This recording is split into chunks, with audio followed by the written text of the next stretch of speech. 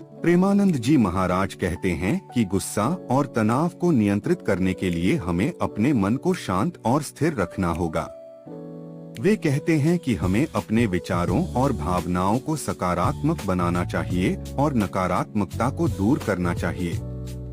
गुस्से को नियंत्रित करने के तरीके।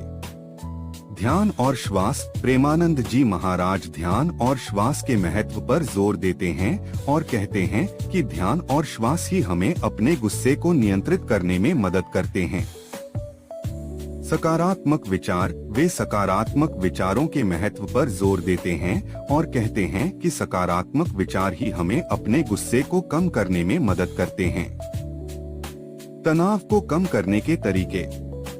योग और व्यायाम। प्रेमानंद जी महाराज योग और व्यायाम के महत्व पर जोर देते हैं और कहते हैं कि योग और व्यायाम ही हमें अपने तनाव को कम करने में मदद करते हैं। आराम और विश्राम। वे आराम और विश्राम के महत्व पर जोर देते हैं और कहते हैं कि आराम और विश्राम ही हमें अपने तनाव को कम करने में मदद करते हैं। आध्यात्मिक विकास। आध्यात्मिक ज्ञान।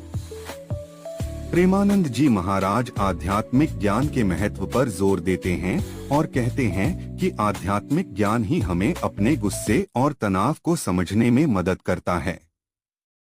आध्यात्मिक विकास। वे आध्यात्मिक विकास के महत्व पर जोर देते हैं और कहते हैं कि आध्यात्मिक विकास ही हमें अपने गुस्से और तनाव को नियंत्रित करने में मदद करता है।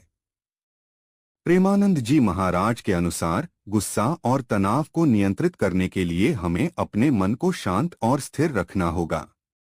ध्यान, योग और आध्यात्मिक विकास ही हमें अपने गुस्से और तनाव को कम करने में मदद करते हैं।